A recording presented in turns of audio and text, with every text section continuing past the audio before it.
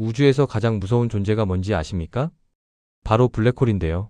이 괴물 같은 천체는 빛조차 삼켜버리는 우주의 함정이거든요. 만약 당신이 블랙홀 안으로 떨어진다면 어떻게 될까요? 상상만 해도 끔찍한 이 질문에 대한 답을 지금부터 하나씩 풀어보겠습니다. 블랙홀을 이해하려면 먼저 공간과 시간에 대해 알아야 하는데, 우리가 살고 있는 우주는 고정된 무대가 아니라 휘어지고 구부러지는 유연한 공간이거든요. 물질이 있으면 그 주변 공간이 아래로 처지면서 우리가 중력이라고 부르는 현상이 생기는 겁니다. 그런데 블랙홀은 단순히 공간을 구부리는 수준이 아니에요. 완전히 찢어버리는 거죠. 대부분의 블랙홀은 엄청나게 무거운 별이 죽을 때 만들어지는데, 별의 내부가 빛의 속도 4분의 1에 가까운 속도로 붕괴하면서 어마어마한 질량이 아주 작은 공간에 집중되는 겁니다. 태양 질량의 10배나 되는 블랙홀도 지름이 겨우 60km밖에 안 되거든요. 이렇게 압축된 물질은 우주의 구조 자체를 파괴해버리는 수준이에요. 블랙홀을 직접 본다면 아무것도 보이지 않을 겁니다. 사건의 지평선이라고 불리는 보이지 않는 경계선이 블랙홀 내부를 완전히 차단하거든요. 이 경계선을 넘어가면 빛조차 빠져나올 수 없기 때문에 안에서 무슨 일이 벌어지는지 절대 알 수 없는 거죠. 정보를 전달할 방법이 없으니까요. 그런데 아이러니하게도 블랙홀 주변은 엄청나게 밝습니다. 블랙홀 주변을 도는 물질들이 빛의 절반 속도까지 가속되면서 입자들끼리 충돌하고 마찰이 일어나는데, 이 과정에서 온도가 10억 도까지 올라가거든요. 그래서 블랙홀 자체는 검은데 주변은 우주에서 가장 밝은 영역이 되는 겁니다. 만약 블랙홀에 가까이 간다면 우주에서 가장 기묘한 거울을 보게 될 건데, 블랙홀 주변에서는 중력이 너무 강해서 빛조차 궤도를 돌거든요. 광자구라고 부르는 특정 지점에 떠 있으면 어느 방향을 봐도 자기 자신의 뒷모습만 보이는 겁니다. 내 등에서 출발한 빛이 블랙홀을 한 바퀴 돌아서 내 눈으로 들어오니까요. 여기서 더 무서운 건 시간의 변화인데, 중력이 강할수록 시간은 느리게 흐르거든요. 블랙홀 근처에서는 당신의 시간은 천천히 가는데 우주의 나머지 부분은 빠르게 흘러가는 겁니다. 만약 블랙홀에서 벗어나서 돌아온다면 수천 년이 지나 있을 수도 있어요. 당신이 사랑했던 모든 사람들은 이미 먼지가 되어버린 거죠. 블랙홀에 가까워지면 스파게티와라는 끔찍한 죽음이 기다리고 있는데, 발이 머리보다 블랙홀에 더 가까우니까 더 강한 중력을 받게 되거든요.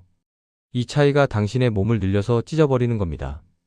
더 내려갈수록 당신은 점점 가늘고 긴 형태로 변하다가 결국 뜨거운 플라즈마 줄기가 되어서 블랙홀에 삼켜지는 거죠. 다행히도 초대 질량 블랙홀의 경우는 좀 다른데, 은하 중심에 있는 거대한 블랙홀은 반지름이 엄청나게 크기 때문에 사건의 지평선을 넘을 때 스파게티와를 겪지 않을 수도 있거든요. 하지만 결국 결말은 똑같습니다. 사건의 지평선에 다가갈 때 멀리서 지켜보는 사람은 당신이 절대 들어가지 않는 것처럼 보이는데, 당신이 내보내는 마지막 빛이 천천히 흘러나오면서 당신의 모습이 멈춰 있다가 서서히 사라지는 것처럼 보이거든요. 하지만 당신 입장에서는 블랙홀의 어둠이 점점 올라와서 당신을 집어삼키는 겁니다. 빛이 도달할 수 있는 방향이 점점 줄어들면서 온 우주가 작은 빛의 점으로 축소되는 거죠. 사건의 지평선 내부에서는 공간과 시간이 완전히 망가져서 시간 여행이 가능해지는데, 그래서 아무것도 빠져나올 수 없는 게 오히려 다행인 겁니다. 만약 뭔가 탈출한다면 시간 여행 역설이 생겨서 우주 전체가 망가질 수도 있거든요. 사건의 지평선을 넘었다면 이제 당신이 살아남았든 죽었든 상관없이 파멸만 남았는데, 여기서는 공간과 시간이 너무 심하게 왜곡되어서 어떤 방향으로 움직이든 블랙홀 중심으로만 가게 되거든요. 살아남고 싶다면 아무것도 하지 말아야 하는 겁니다. 움직일수록 더 빨리 죽으니까요. 블랙홀의 중심에는 특이점이라는 게 있는데, 사건의 지평선을 넘어온 모든 물질이 무한히 작은 한 점으로 압축되는 곳이거든요. 그 안으로 들어간 것들의 정보는 완전히 사라져버리는 겁니다. 별이었든 행성이었든 사람이었든 모두 똑같은 블랙홀 물질이 되는 거죠. 이게 사실 우주의 규칙을 완전히 망가뜨리는 건데, 블랙홀에는 단 3가지 특성만 남거든요. 질량과 회전 속도, 그리고 전하량이에요. 나머지는 다 사라지는 겁니다. 마치 기본 입자처럼 말이죠.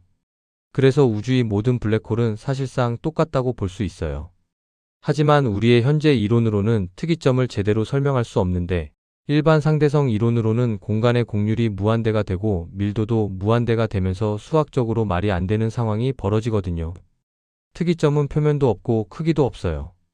우주에서 0으로 나누는 것과 같은 상황인 겁니다.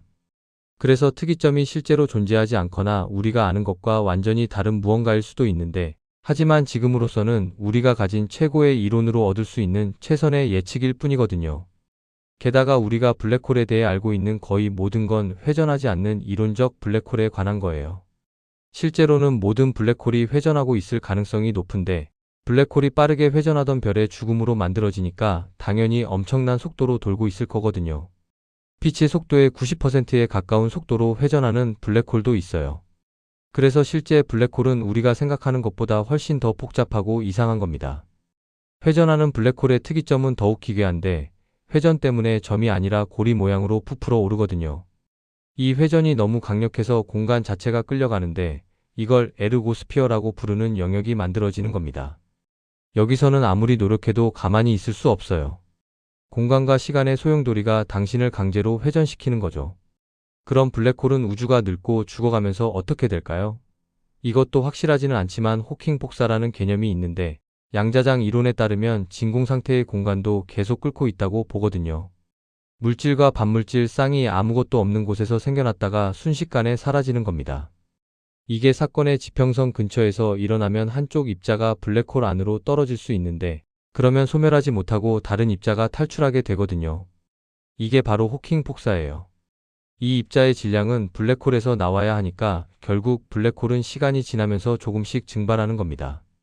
호킹 복사는 블랙홀 안으로 떨어진 물질이 아니라 블랙홀의 질량을 훔쳐서 만들어진 새로운 물질인데, 블랙홀이 작아질수록 호킹 복사는 점점 강해지고 빨라지다가 결국 고에너지 성광을 내뿜으며 폭발하듯 사라지거든요. 마치 핵폭탄처럼 말이죠. 하지만 그게 일어나려면 어마어마하게 긴 시간이 필요한데, 태양 질량만 한 블랙홀도 10의 67제곱년이라는 수명을 가지고 있거든요. 1조의 1조의 1조의 1조의 1조의 1조년을 기다려야 질량의 0.00001%를 잃는 겁니다.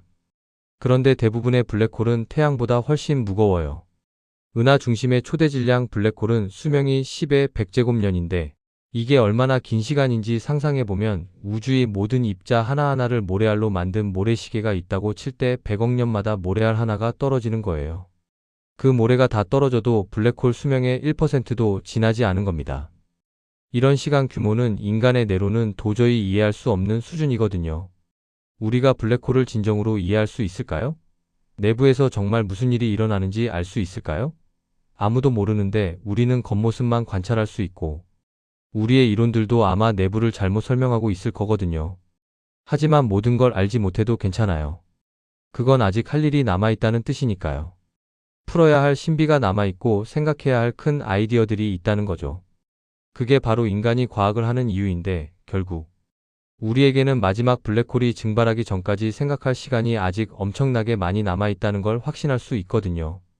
우주의 가장 극단적인 존재인 블랙홀은 여전히 우리에게 수많은 질문을 던지고 있는 겁니다.